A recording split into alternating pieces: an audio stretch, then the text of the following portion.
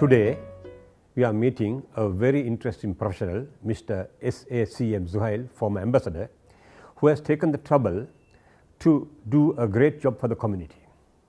He has indeed been behind the project of translating a very interesting book written by Judge Weeramantry titled Islamic Jurisprudence, an International Perspective. This book was published some time back, and Mr. Zuhail has taken the initiative to translate this book into Sinhalese, the national language of Sri Lanka.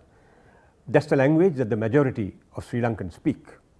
And this translation is a timely effort, mainly because there is a need, there's a hunger and there's a dearth by the majority community to understand the Islamic law. Mr. Zuhail, can you tell me what made you think of this project? As you know, Judge Weeramantry is one of the best judges in the world, and he is a scholar and a great writer.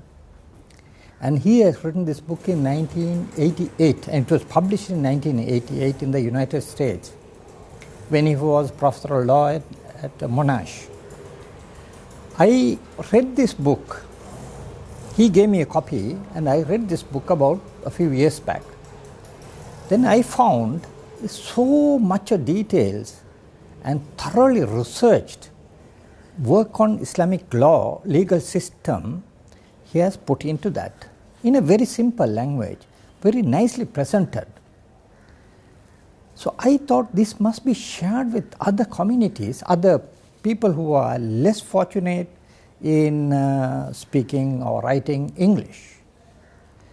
So that I thought I must translate into Sinhala, which is a lot of our friends and community members don't understand English, don't read English, not for their fault. So I started looking around for people to translate this book into Sinhala. That was a difficult task.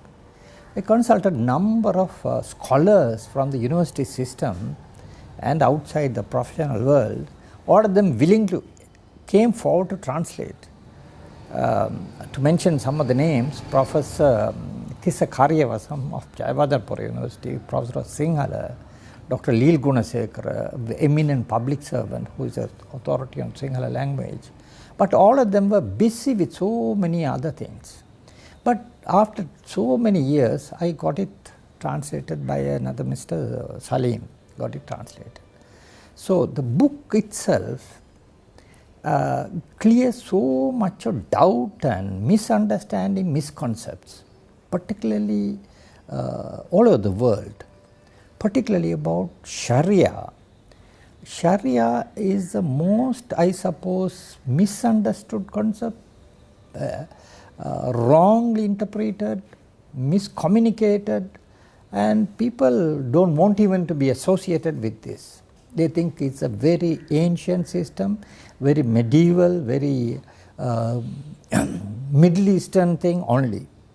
But Judge Weeramantry starts the book saying Islamic Sharia law is one of the best systems in the world.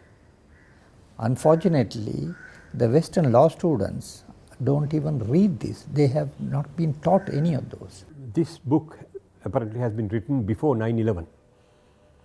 And today, after 9/11, Islamic law, or they call it Sharia law in common terms, has become a dirty word. And you took this effort in that environment.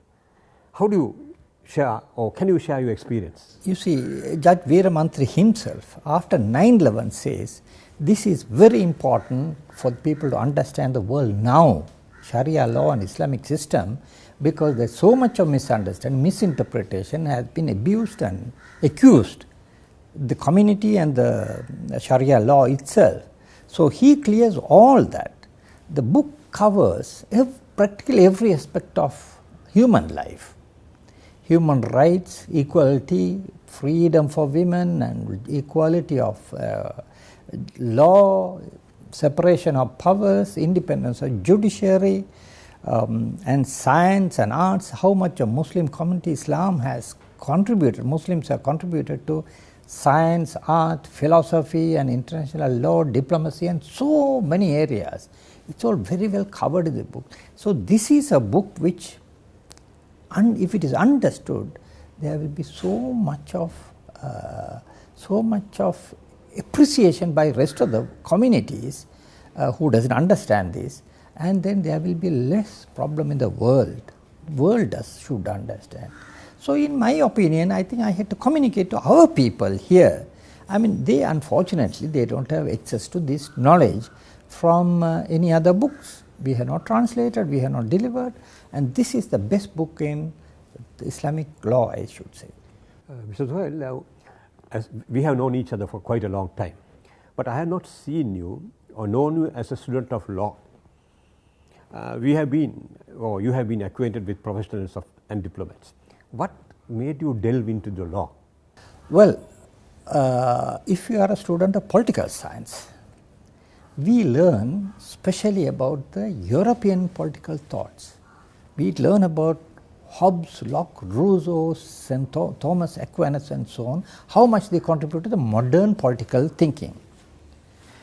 When I read this, which I knew, though I am not a lawyer, but I knew the political thinking of the Western world, when I read this book, I found all those people, especially Locke and Rousseau and Thomas Aquinas being a Christian priest, all of them had been inspired to a great extent by this book, by the Islamic law.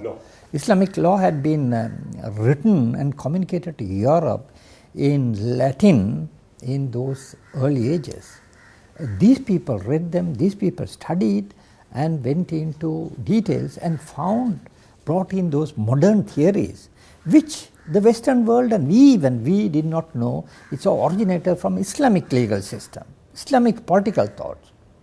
To one example, even for academic work, apparently the first ever encyclopedia had been written by an Arab, long before the French came and compiled the encyclopedia. So this part of the knowledge, philosophy, all that had been lost and misunderstood, miscalculated and written so much. So much had been written, these all had been buried under. So Judge Weeramantry brought all that. So it's a great inspiration for me to come and publish this in Sinhala. I'm sure it's a great work, and I have read it myself, and it's a very inspiring work. Muslims, Sharia, Halal, and things which the common man has been made to believe as bad, as difficult, or as close upon terrorism. How will your translation shed light onto these things? You see, it's all misunderstanding and misconcepts. A wrong interpretation is the cause of all these issues. So if anybody is reading this book will understand that there is so much in Islam to offer for peace and security and international law and peaceful settlement, how the people should live together in the neighborhood, how people should treat each other, how the judges should behave, how the leaders should behave and so on. It's not only for the educated people. This book is written so nicely, very simple language. Anybody can understand. You need not be a law student or a philosophy student or a political science student. Any ordinary person who can read will understand this, and that will clear a lot of doubts and misunderstandings. Good. Is the language of the translation difficult or easy for an average Sinhala reader? Very well done, very well translated, very simple language, easy for any person with average knowledge of Sinhala can understand. And I would recommend everyone should have a copy of this book with you. Read it, and I mean it covers every aspect of life, you see. And it's something where everybody must read. I'm sure you would have discussed the material in this with your professional circles, with your friends and your people, academics. How did they react to translating this book into Sinhala? All of them. This book was originally written about 25 years back, exactly 25 years, 1988. without exception, everybody says we should have done it long time back, right? Thank you very much for starting. I mean, that's what they thank me. It's for me, I don't want thank. But what I am saying is that everybody had been, anybody who read this book had a very positive thought. They all wanted it, but it was never done. Not only Muslims, everybody, even non-Muslims. I mean, it's not only for Muslims. It's a knowledge for humanity. It's knowledge for humanity. Everybody must read this. Everybody will appreciate this. Is there a concept, or some people say that Islamic law is out of date? What is your comment?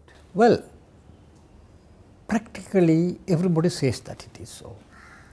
Islamic law, Sharia law is outdated, very backward, not modern, not at all good. But Judge Weeramantry's interpretation is that is most modern, it's applicable to any time. Unfortunately, one of the best legal system, but Sharia law is, unfortunately, he says, is not taught in the law schools, not only here, all over the world.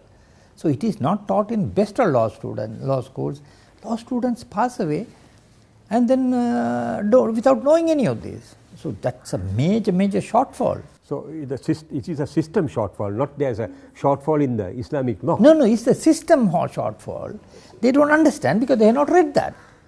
So if you read that, definitely you will be enlightened. Unfortunately, this had not been done by the Western, not only Western, even everybody, you see, that had been commenting on other people's messages, you see. What are the chapters that you found in this book which are relevant, extremely relevant today? I would say every chapter, every paragraph, every sentence is so nicely written. So there is covering diplomacy. That's good for foreign policy makers to have a look at it. Contractor law, all kinds of legal things, and then social law, commercial, everything is there. There's nothing, somebody has to look for something which is missing. But it's fantastic. In a few days' time, you are going to launch this translation. What is your feeling? Can you put this into words? Well, you will find the launch will be, the chief guest will be Professor Savitri Gunasekara, who is the former Vice Chancellor of Columbia University and Professor of Law. And Attorney General, Honorable Palitha Fernando, is going to be the guest of honor. Judge Weeramantry will make a speech, and it will be chaired by former Foreign Secretary Palihakara, and Dr. Shukri will make a speech. So that shows you how these people positively taken this event. Nobody ever said, well, I have no time or anything. Everybody willingly accepted my request. Professor Savitri Gunasekara and even Attorney General and Mr. Palihakara, my old friend, but then all of them accepted. Yes, I will come. So that was something. So that shows that they were very positive, and that's very nice positive thinking for anybody to see the launch. It's a very distinguished gathering we will be having, and in the context of this launching of this book, what is the message you like to give to the Sri Lankan public, who the public is sort of now is sort of dispersed in their ideas about interreligious harmony, intercommunal harmony? How can this help in building Sri Lanka again? Read the book and discuss the book. Discuss each of those subjects in forums, school seminars, university discussions. Every student at the university, especially the law student, political science student, must read this. They will understand, related to all the theories what they are doing, everything is here. So compare those theories and what is in here, study, and you will be more enriched in your knowledge. This is a rich culture, is being shared by to the general public here. That will be the thing. Everybody should read the book. That's my message.